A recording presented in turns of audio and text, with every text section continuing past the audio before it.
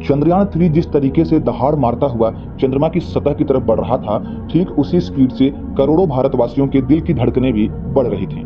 हमारा चंद्रयान 3 आज चंद्रमा के लैंडिंग साइट पर पहुंच चुका है और यहां तक पहुंचने के क्रम में उसने लगभग 4 लाख किलोमीटर की दूरी को ऐसे तय किया जैसे मानो वो कोई 4 किलोमीटर की दूरी हो। इन्हीं सब क्रम के बीच जब रसिया ने अपना लूना 25 लॉन्च किया था तो पूरी दुनिया को यह लगने लगा था कि अब रसिया अपने ही दोस्त को पीछे करके भारत को दूसरे नंबर पर लाएगा और खुद चांद के दक्षिणी ध्रुव पर अपना लूनर उतार के विश्व में पहला देश बन जाएगा। लेकिन किसी ने यह सोचा नहीं था कि भारतीय स्पेस एजेंसी इसरो के पास ऐसे अत्याधुनिक टेक्नोलॉजी मौजूद हैं जिसकी वजह से रसिया क्या खुद नासा आ जाए तो भी उसे नंबर 1 बनने से कोई रोक नहीं सकता। भारत के इसरो के पास मौजूद ये टेक्नोलॉजी इसरो ने किसी को बताई तो नहीं थी, लेकिन उसे ठीक इसी मौके के लिए छुपा कर रखा था। अगर हम किसी को अपनी टेक्नोलॉजी के बारे में बता देते हैं तो वह देश हमारे टेक्नोलॉजी के हिसाब से अपग्रेडेड टेक्नोलॉजी का इस्तेमाल करता है। यदि हम अपनी टेक्नोलॉजी को पुअर बताते हैं तब वह छोटा मोटा टेक्नोलॉजी का यूज करता है। यही स्ट्रेटेजी इसरो ने हमारे चंद्रयान 3 में अपनाई थी, जिसकी वजह से लूना 25 आज चंद्रमा की सतह से कोसों दूर है और वहां पर हमारा चंद्रयान 3 चंद्रमा के लैंडिंग साइट पर पहुंच चुका है। चंद्रयान 3 ने अभी अभी एक मैसेज भेजकर हमारे इसरो को ये इन्फॉर्म किया है कि मैं चंद्रमा के लैंडिंग साइट पर पहुंच चुका हूं और अपना सबसे बड़ा अगला कदम उठाने वाला हूं। चंद्रयान 3 के आर्टिफिशियल इंटेलिजेंस को यह कमांड ऑलरेडी इसरो ने दे रखा था कि जब आप चंद्रमा के एक्यूरेट साइट पर पहुंच जाएंगे जहां आपको लैंड करना है, इसके बाद सबसे पहला काम आपका ये होगा कि आसपास के इलाके को स्कैन करना कि वहां पर कोई गड़बड़ी तो नहीं है।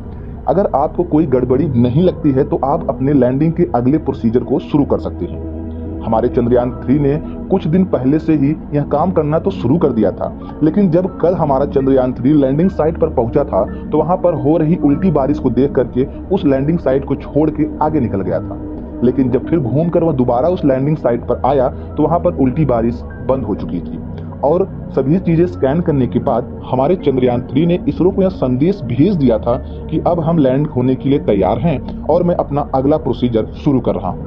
जैसे ही इसरो को यह पता चला कि हमारे चंद्रयान 3 के आर्टिफिशियल इंटेलिजेंस ने अगला प्रोसीजर शुरू कर दिया है, इसरो के वैज्ञानिकों की आंखों से खुशी के आंसू छलक गए।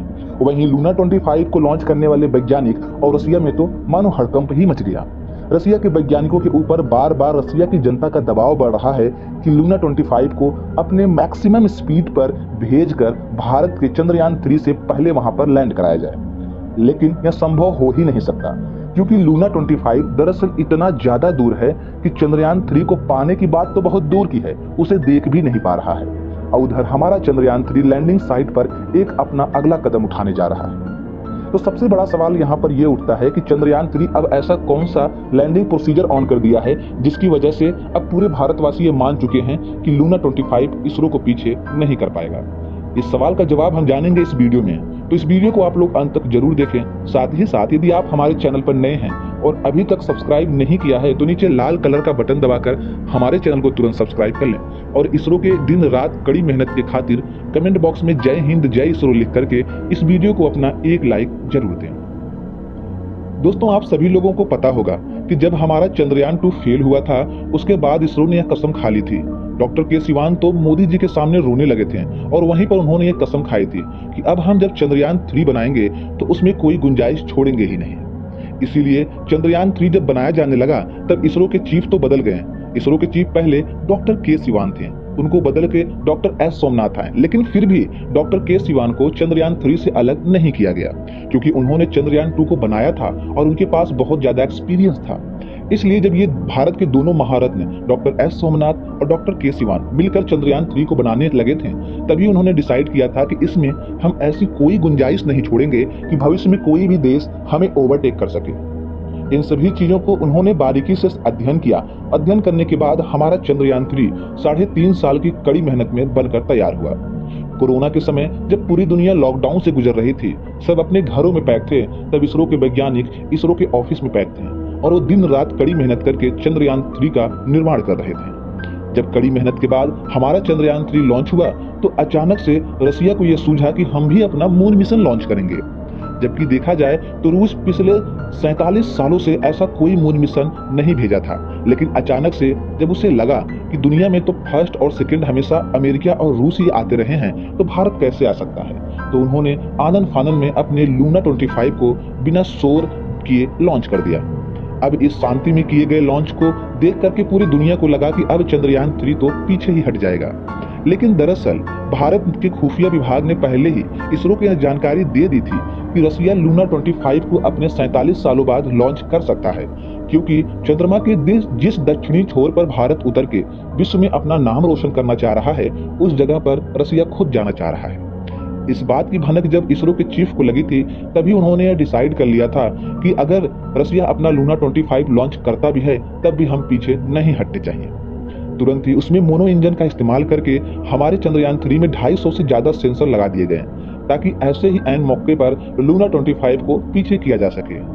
इसरो के वैज्ञानिकों ने बताया कि यदि हमारा चंद्रयान 3 लेट लॉन्च हुआ होता और लूना 25 पहले लॉन्च हुआ होता, तब भी हमारे चंद्रयान 3 में ऐसी कैपेसिटी हमने रख रखी थी कि वो लूना 25 को पीछे जरूर कर देता। आज खबर यह आ रही है कि हमारा चंद्रयान 3 लैंडिंग साइट पर पहुंचने के बाद अपने चारों पहियों को निकालने की प्रक्रिया शुरू कर दिया है। आपको पता होगा कि जब लूना 25 लॉन्च हुआ था, तभी से चंद्रयान 3 के बारे में बारीकी से नजर रखी जा रही थी, और अब जब चंद्रयान 3 चंद्रमा की सतह के इतने नजदीक, मतलब कि लगभग 150 किलोमीटर के नजदीक पहुंच चुका है, तब तो उस पर यह सभी काम करना जायज है। बताया जा रहा है कि हमारे चंद्रयान 3 ने इसरो को मैसेज भेजा है कि हम अपने पहिए को अब निकाल रहे हैं, मतलब कि हम अपने लैंडिंग साइट पर पहुंच चुके हैं और हमें अब अपने पहिए निकालने हैं। अगर हम अपने पहिए निकाले बगैर लैंड करेंगे तो समस्या का सामना करना पड़ सकता है। इसरो को मिले इस कमांड के कारण इसरो के वैज्ञानिकों में काफी खुशी की लहर है।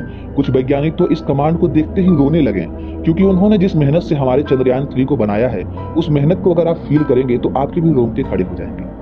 हमारा चंद्रयान 3 चंद्रमा की सतह पर उतरने के लिए बेताब है। बस इसरो के एक कमांड की जरूरत है और हमारा चंद्रयान 3 बस कुछ मिनटों में चंद्रमा की सतह पर उतरने वाला विश्व का पहला मून मिशन हो जाएगा।